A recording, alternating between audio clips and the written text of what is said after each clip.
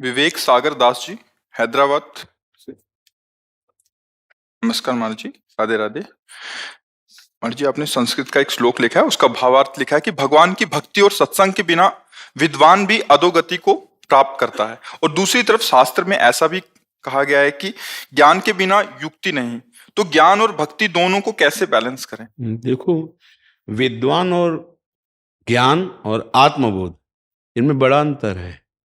विद्वान जो शास्त्रों का सम्यक रूप से कंठास्थ किए हुए हैं, चाहे वो चारों वेद हों, चाहे 18 पुराण हों, वो विद्या का बहुत बड़ा ज्ञाता है। और ज्ञानी जो तीनों शरीरों से अपने को अलग जानने की चेष्टा कर रहा है। बोधवान जो जान चुका है। बड़ा अंतर है।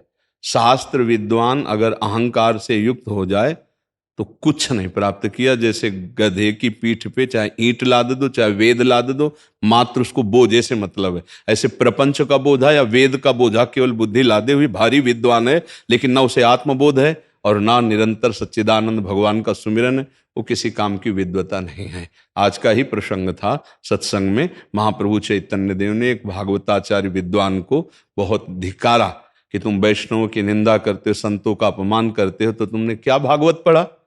शास्त्र में जो ज्ञान है वो यही है कि कोई भी निंदा का पात्र जगत में नहीं है, क्योंकि एकमात्र भगवान ही सब रूपों में विराजमान है। भक्ति स्वरूप में देखना, ज्ञान रूप में अपनी आत्मा के सिवा और क्या है? तो हम किसकी निंदा करें, हम किसकी अवहेलना करें? तो फिर शास्त्र पढ़कर जाना क्या? तो जो विद्वान है वो विनयी होना चाहिए, समझ रहे ना? जो विनयी है, दैन्य है, उसको ज्ञान अपने आप प्राप्त होता है।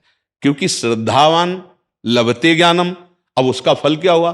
तत्परः संयतेन्द्रिया, जो उसे शास्त्र का ज्ञान प्राप्त हुआ उस पर तत्पर हो गया और बहिर्मुख इंद्रियों को अंतर्मुख किया, अर्थात जितेंद्रिय हुआ। अब ज्ञानम लब्ध्वा, दो बार ज्ञान शब्द आया है। एक बार शास्त्र ज्ञानी के लिए है और दूसरा है आत्मज्ञानी के लिए है। अब ज्ञानम लब्ध्वा पराम शांति मचरेणा अधिगच्छति। आप समझ पा रहे हैं? मोक्ष पदवी कहीं कोई प्रकट नहीं करनी, वो है। मुक्त था, मुक्त है, मुक्त रहेगा, यही बात जाननी है। गुरु चरणों में बैठकर वेदांत का अनुशीलन करते हुए यही बात जाननी है, कुछ नई उपज नहीं करनी है। जो अविद्या भ्रम हो गया है उसको केवल मिटाना है। जीवन मुक्त था, जीवन मुक्त है, जीवन मुक्त रहेगा। ना आत्मा का कभी बंधन था, ना है, न रहेगा। समझ पा रहे हैं आप? यही बोध प्राप्त करना है। ये तब प्राप्त होगा जब अंतर्मुख करके अपनी इंद्रियों को, अंतःकरण को चिंतन शून्य कर दे। चिंतन शून्य, सद चिंतन ना असद चिंतन, वो मोक्ष का अधिकारी हो गया, स्वरूप बोध प्राप्त हो गया।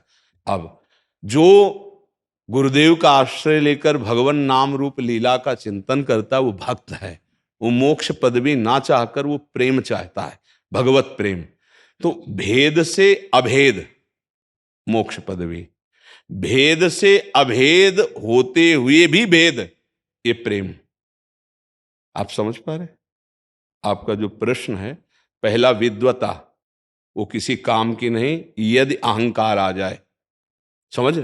विनय और श्रद्धा, तो तत्परः संयतेन्द्रिया ज्ञानम लब्ध्वा परम शांति, अब मोक्ष को प्राप्त हो गया। भक्त क्या ज्ञानी होता है क्या? है प्रेमी।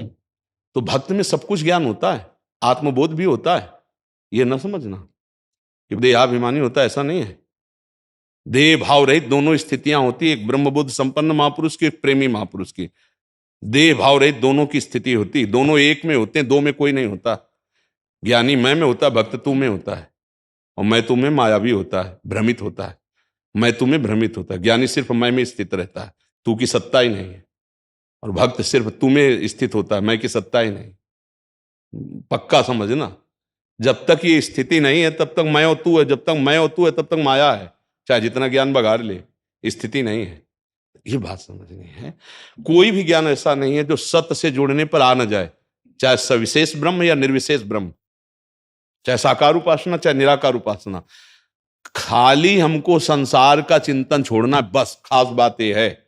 स्वरूप ज्यों का त्यों था, है, रहेगा, उसमें कोई परिवर्तन नहीं होता। संसार का चिंतन छूटे, चाहे योग से कर लो, चित्तवृत्ति का निरोध करके परमात्मा में, चाहे कर्म योग से कर लो, चाहे सांख्य योग से कर लो, चाहे भक्ति योग से कर लो, बात एक ही है, घाट एक ही नहाना, वो सच्चिदानंद रस में डूबना है, बस इतना अंतर है।